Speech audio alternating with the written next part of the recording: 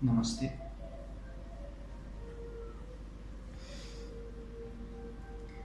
Allora, viene bene. Sono contento di avervi qua. E che bisogno c'è di presentare un corso di yoga? Nel senso che ormai chi non sa cos'è lo yoga? Cioè ovunque si vedono i cartelli, le foto qua e là. E quindi che bisogno c'è di presentarlo? Si viene qua e si provano le posizioni qua e là, l'albero. Bello fare la foto della posizione dell'albero qui dietro la spiaggia, no? E in realtà lo yoga è un qualcosa di un po' diverso. Se vai in India e dici ma io sono venuto qua per studiare lo yoga. Cosa? What? Punto 1, studiare. Lo yoga non si studia, si pratica. Punto 2, lo yoga.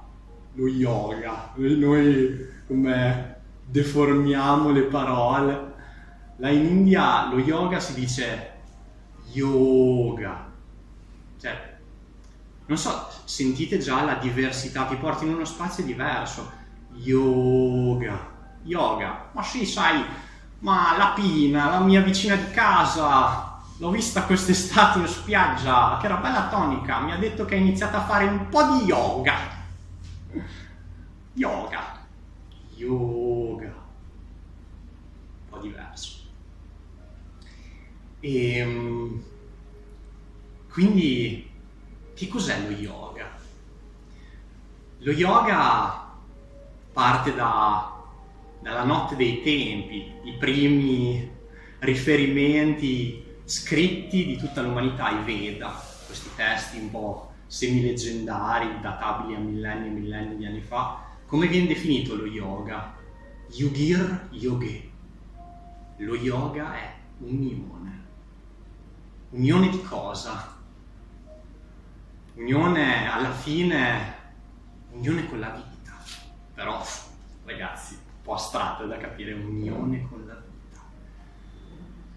Ci sono vari stadi poi di unione di un diverso tipo, perché non è che si arriva direttamente a percepire l'unione con la vita. Pian piano ci si unisce un po' di più dentro se stessi, ad esempio ogni tanto abbiamo desideri che ci portano da una parte e desideri contrastanti. Vorrei essere di qua ma sono di qua, di là, siamo separati dentro di noi. Lo yoga è unione. Yoga. E se noi qua dovessimo categorizzare lo yoga dove lo mettiamo? Ma fitness, educazione fisica. Questo evento qua a Modena Today me l'hanno categorizzato come fitness. In India lo yoga non è dentro l'educazione fisica, è dentro quello che loro chiamano darshan, che da noi è più o meno filosofia, però in realtà la traduzione precisa non è filosofia, è visione. Per loro la vera conoscenza è la conoscenza diretta, vedo, rivelazione, visione diretta. Noi abbiamo un concetto un po' diverso, infatti da noi filosofia.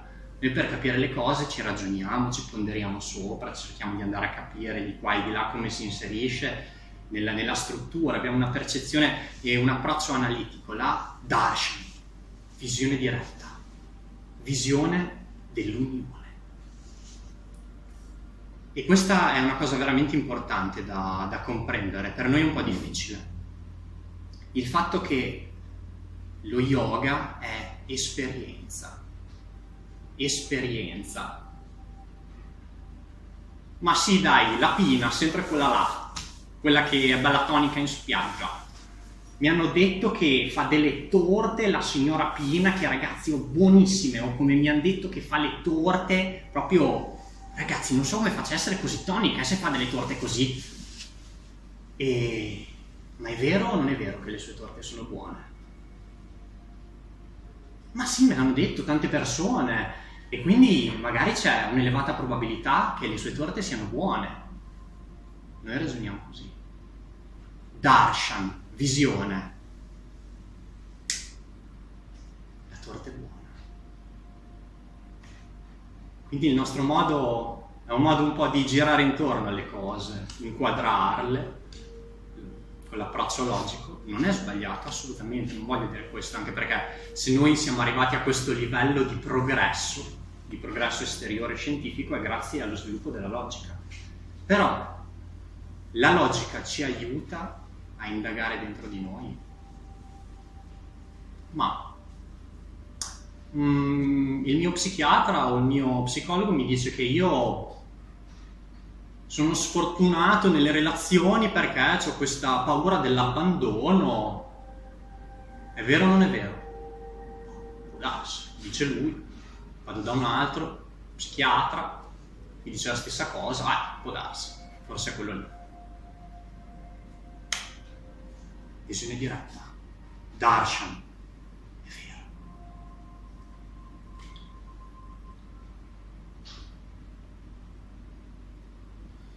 Quindi proprio questo approccio di esperienza diretta della realtà, esperienza diretta di quello che abbiamo dentro di noi. Nella locandina ho citato la Bhagavad Gita, non so, ognuno la pronuncia in modo diverso, e lì come viene descritto lo yoga in vari modi. Uno di questi è: lo yoga produce la separazione dal contatto con la sofferenza. Attenzione ragazzi, qua si va direttamente al punto, Cioè, consciamente o inconsciamente, ognuno di noi cosa fa? Cerca di trovare il modo per uscire dalla sofferenza. Non si scappa, consciamente o inconsciamente. Lo yoga produce separazione dal contatto con la sofferenza. Perché? Da dove deriva questa sofferenza? Cos'è la sofferenza? La sofferenza è questo stato di attrito interno che c'è tra due parti separate. Lo yoga è unione. Quando c'è separazione c'è sofferenza. E questa sofferenza può essere su più piani, a livello fisico, emotivo, mentale. Fisico, cos'è l'unione? Quando tutto funziona perfettamente dentro di noi, omeostasi. Unione di miriadi di processi con una struttura organica, ordinata, unita. Appena qualcosa va fuori posto, malattia, dolore, sofferenza, perché qualcosa si separa. Stessa cosa a livello emotivo. Magari noi siamo qua, ma un desiderio ci porta da un'altra parte. Quindi io sono qua, il mio desiderio è qua, separazione, sofferenza. Stessa cosa a livello mentale. Adesso ormai al giorno d'oggi nella nostra società lo stress è diventato l'ansia, sono diventate cose proprio quotidiane, le respiriamo, le beviamo, ma cos'è? È questa percezione di non essere in grado di affrontare tutto quello che ci arriva addosso. Quindi noi siamo qua, siamo separati invece dal nostro pensiero che è: oh no, mi capita questo, poi devo fare questo, quest'altro, separazione, sofferenza. E quindi questa sofferenza, come viene approcciata questa separazione? Che cos'è che produce separazione? Ma lo yoga dice che ci sono questi semini, detti samskara, che noi potremmo tradurre come impressioni latenti, che sono delle impressioni che abbiamo integrate dentro di noi, dentro la nostra coscienza, che ci rendono la percezione distorta, che sono quelli che noi nella nostra tradizione psicoanalitica potremmo definire traumi. Non so, ad esempio io da piccolo sono stato punto da uno sciame di vespe, impressione latente si crea nella mia coscienza. Ancora adesso, se vedo un'ape che gira, mi spavento. Ma perché? Sta solo girando, non è che viene a pungermi.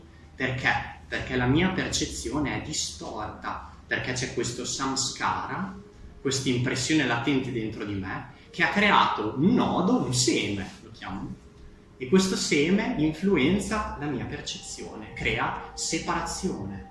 Io non vedo la Vespa per quella che è, io vedo la Vespa come un qualcosa di separato da me che viene a farmi del male. Ma è vero o non è vero? Esperienza diretta, è vero.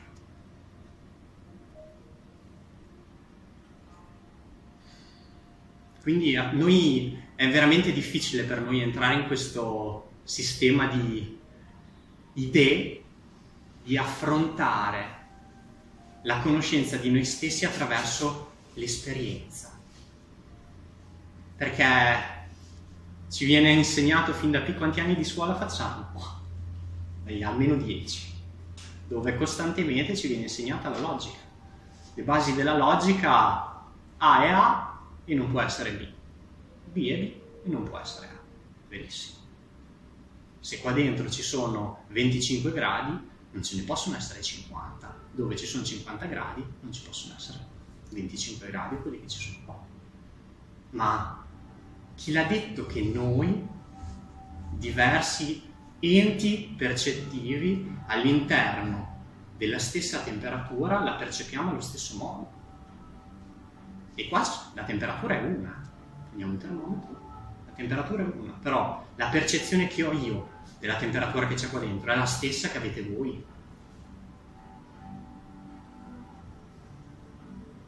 Sempre tornando alla pina, io vi posso dire che la pina fa una di quelle torte buonissime, buonissime, lo dicono tutti. È vero o non è vero? Assaggiatela, dopo lo saprete. E quando tu assaggi la torta e senti che è buona, se tutti gli altri dicono che non è buona, va bene, loro esperienza. Però se tutti dicono che non è buona, inizia a diventare non buona anche per voi, perché voi l'avete sentita ed è buona. Quindi questa è l'importanza dell'esperienza. Stessa cosa nei confronti dei samskara, di queste impressioni latenti. Esperienza. Vivo il samskara, lo sento personalmente e allora lì, non c'è bisogno di psicologo, psichiatra, di qua e di là che mi dice ma guarda tu fai questo. Lo vivi. È vero o non è vero?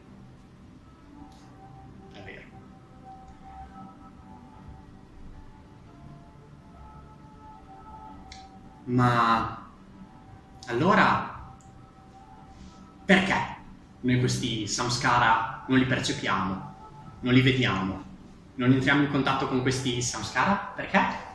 Appunto perché non ce l'ha mai insegnato nessuno. Noi abbiamo sempre vissuto con un approccio nei confronti della realtà completamente diverso. Noi non ci affrontiamo proprio dentro noi stessi.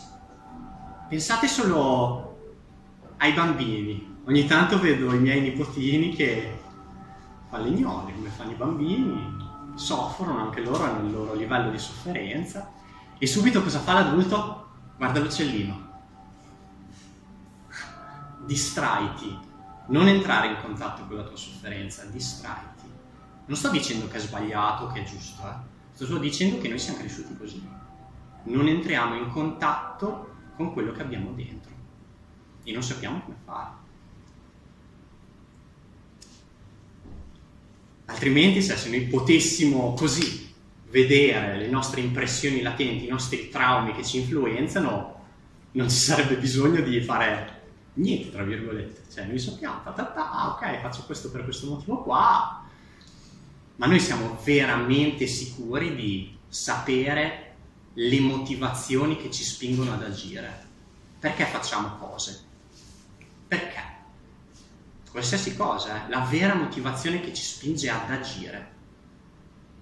Magari consciamente pensiamo di saperlo, ma inconsciamente, guardate che se io adesso, ad esempio, ipnotizzo uno di voi E in ipnosi gli dico: guarda, tu domani mattina ti viene voglia di fare colazione con le cipolle. La mattina dopo questa persona qua si sveglia completamente convinta di aver voglia di fare colazione con le cipolle. E lo fa. E tu gli chiedi: ma perché fai colazione con le cipolle? Lui: no, non lo so, ho voglia. E quindi deriva da lui. Questo desiderio deriva da lui. Lui lo sa. No, perché? Darshan. Perché non ha esperienza diretta di questo. Rimane nel subconscio, nell'inconscio. Non è parte di un qualcosa che lui riesce ad elaborare consciamente. Ma quindi, in tutto questo, lo yoga come può aiutarci? L'albero? Delfino? L'essenza dello yoga è la meditazione. Ok? Cos'è la meditazione? 3 minuti prima di andare a dormire, ti rilassi, così poi vai a letto, dormi solo tranquillo. La meditazione è che in realtà non c'è un vero termine bello per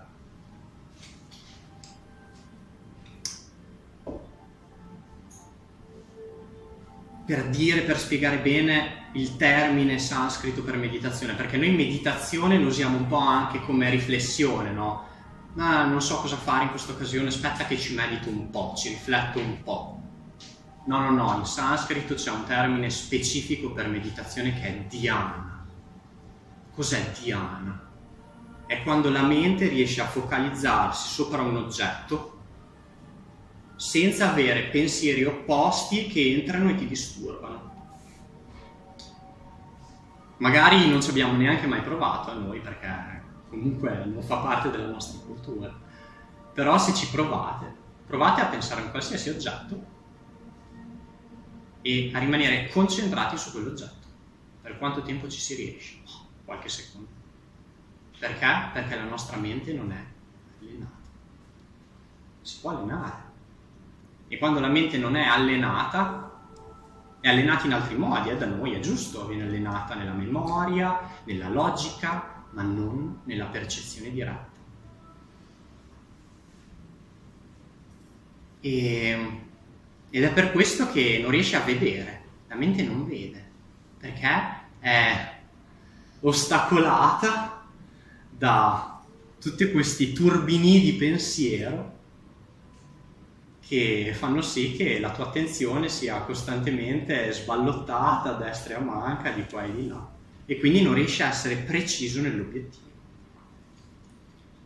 Una delle altre definizioni classiche dello yoga, della Bibbia dello yoga, il Yoga Sutra di Patanjali, come definiscono lo yoga? Yoga citta vritti nirodha. Lo yoga conduce all'estirpazione delle fluttuazioni della sostanza mentale. Aspetta, ripartiamo da capo. Questi pensieri sono una nube di cose che vanno di qua e di là, fluttuazioni della sostanza mentale. Cosa fanno? Ti ostacolano la visione, non vedi. Yoga citta vritti nirodha. Lo yoga arriva a far cadere queste nubi di citta, di sostanza mentale, quindi dopo ti si apre la visione diretta. E questo è un sottoprodotto della meditazione. Ma allora tutte ste asana, tutte ste cose qua, cosa servono? Allora, innanzitutto il fatto che al giorno d'oggi ci sia questa moda delle posizioni è una cosa positiva, cioè fa parte di un piano, perché comunque quando si entra in contatto con una cosa, all'inizio si entra in contatto con gli aspetti superficiali e poi è da lì che uno inizia ad approfondire. E quindi se l'essenza dello yoga è la meditazione, che bisogno c'è di fare le posizioni? Bene. Quindi sediamoci e meditiamo. Insomma, non è proprio facile, soprattutto per noi.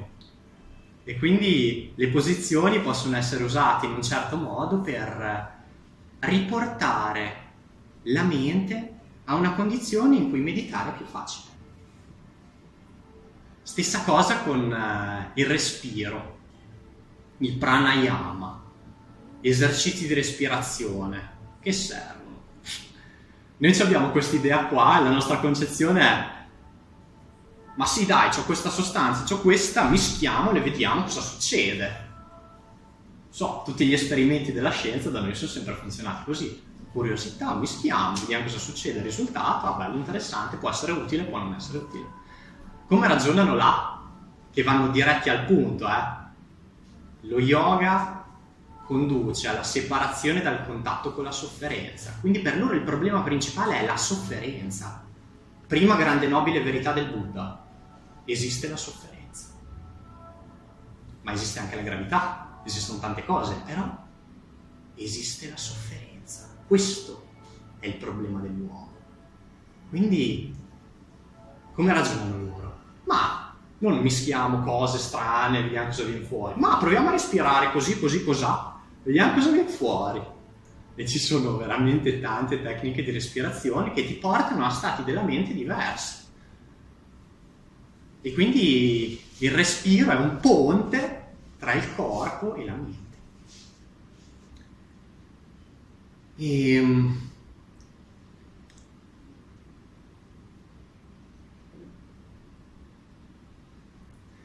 Stiamo parlando tanto di sofferenza adesso, ma non voglio mica portarla così in basso la questione, anche perché questi samskara, questi traumi, una volta visti, diretti, si entra anche in contatto con il modo per poterli dissolvere, tra virgolette. È un percorso, non è un qualcosa di istantaneo. Tac, vedi il nodino, puff.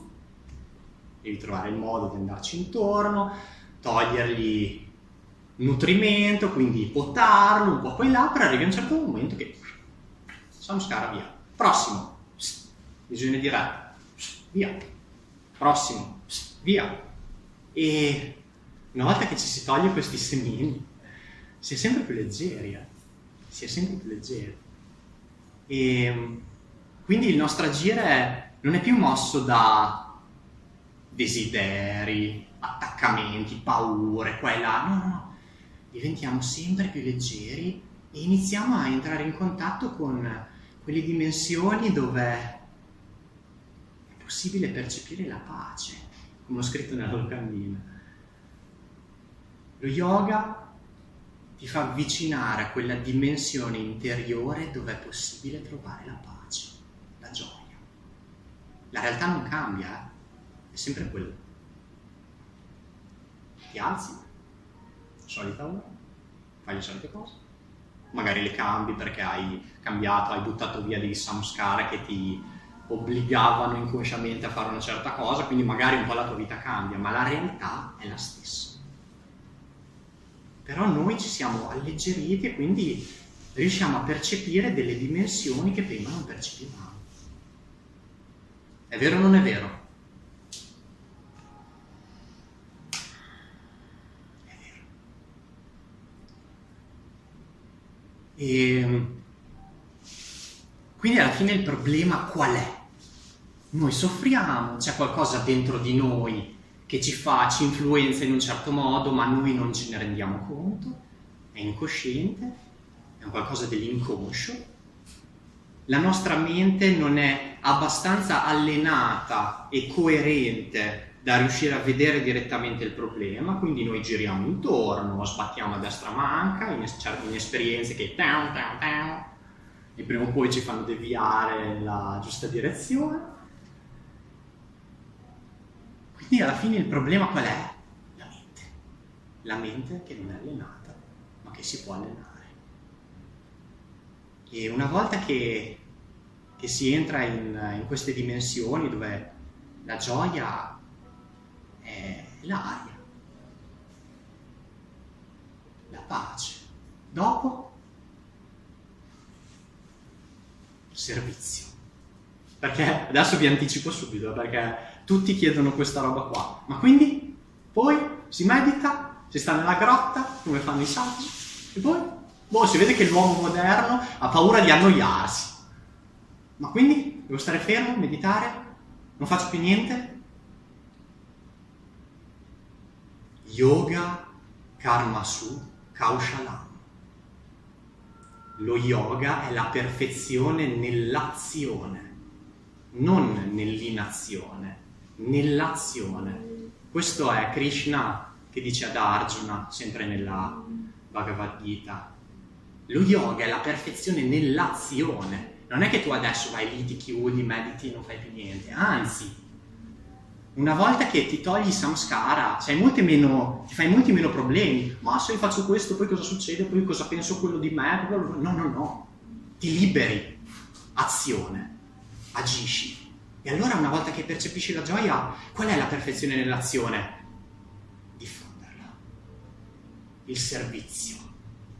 Non agisci più per paura, desiderio, attaccamenti, agisci per gioia. E la diffondi. E questo è il nostro più grande contributo alla vita. Perché un semplice sorriso può cambiare la giornata alle persone. Un approccio diverso al contatto con le persone può cambiare la vita a molti, la giornata, anche solo la giornata. E quindi noi, mossi da questa pienezza che sentiamo, la diffondiamo. E che la gioia possa diventare poi contagiosa.